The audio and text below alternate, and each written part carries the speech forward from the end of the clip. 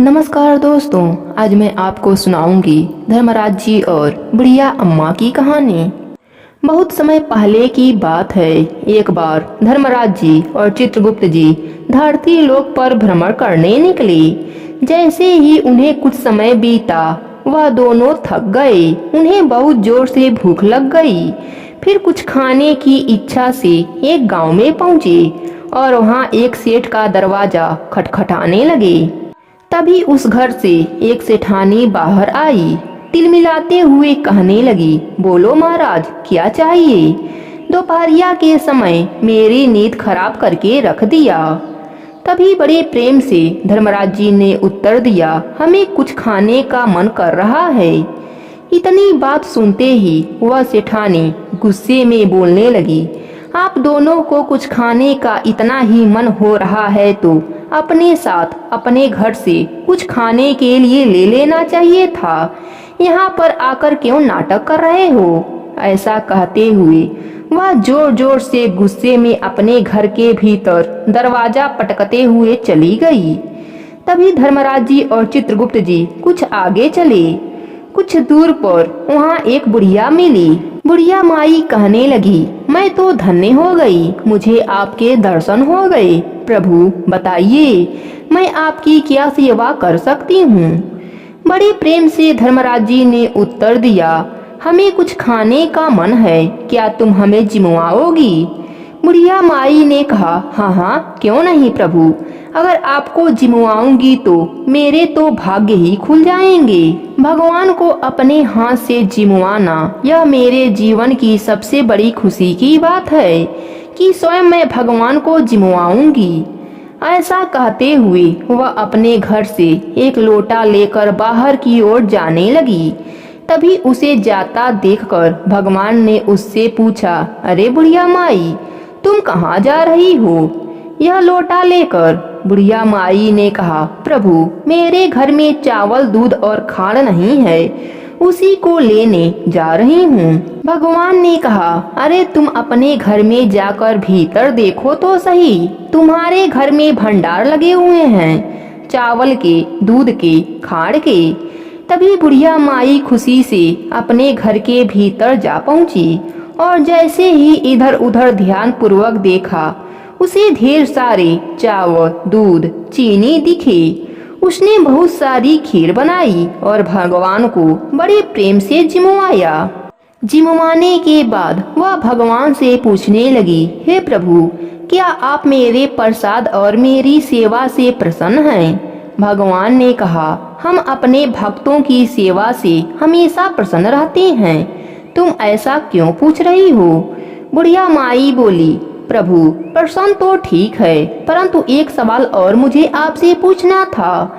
इतनी सारे खीर का जो मैंने बनाई है उसका मैं क्या करूंगी? मेरे यहाँ तो कोई खाने वाला नहीं है। बेटा था जो काफी समय से मुझे छोड़ चला गया। मैं अकेले रहती हूँ, इतनी बुढ़ी हूँ कि खुद भी ढंग से खा नहीं सकती हूँ। धर्मराज जी ने कहा, तुम अपनी आंखें बंद करो, जब मैं कहूँ तभी तुम अपनी आंखें खोलना और अपने घर के तरफ देखना। बुढ़िया माई ने तुरंत अपनी आंखें बंद कर लिया और धर्मराज जी के आज्ञा से अपनी आंखें खोलकर कुछ समय बाद अपने घर के तरफ देखा तो क्या देखती है, उसके घर पर उसके बेटे, बहू, पोता पोती सब आ चुके हैं। यह देखकर वह बहुत आश्चर्यचकित हो जाती है और उसके खुशी का कोई ठिकाना नहीं रहता। वह तुरंत भगवान के कदमों में गिर जाती है और कहती है, हे प्रभु, आपने मुझे जीवन की सारी खुशियाँ दे दिया, बहुत खुशी दे दी, लेकिन एक समस्या है प्रभु, मेरी कुटिया बहुत छोटी है, अपने बहू बेटे को वहाँ पर कैसे रखूंगी? धर्मराज जी ने उस बुढ़िया माई से कहा, देखो तुम बिल्कुल चिंता मत करो। ऐसा कहकर धर्मराज जी ने उस छोटी सी कुटिया पर अपना पैर रख दिया। वह छोटी सी कुटिया एक बहुत बड़े महल में बदल गया।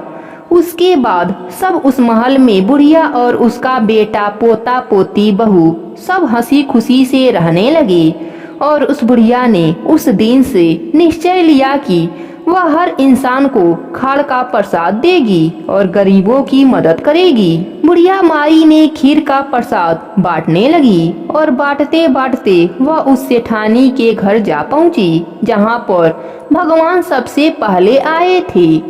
बुढ़िया माई ने दरवाजा खटखटाया तो सेठानी बाहर आई और बुढ़िया के हाथ में खीर का प्रसाद देखकर बहुत हैरान होकर ताना कसते हुए बोली, हे बुढ़िया, किसका खाना चुरा कर लाई है? तू तो एक वक्त की रोटी के काबिल नहीं थी और आज खीर बांटती फिर रही है। आज तूने कहाँ डाका मारा? बुढ़िया माई ने बहुत प्रसन्न पूर्वक उसको उत्तर दिया, अरे मेरे घर में स्वयं भगवान आए थे, उसके बाद से मेरी किस्मत बदल गई। तभी से मेरे घर में किसी चीज की कोई कमी नहीं है, न धन की न सुख की। सेठानी ने कहा, अच्छा, वह भगवान धर्मराज जी और चित्रगुप्त जी थे। मुझे तो लगा कोई नौटंकी वाले हैं। मैंने तो अपने घर से रफा दफा कर दिया था और कुछ खाने को भी नहीं दिया था।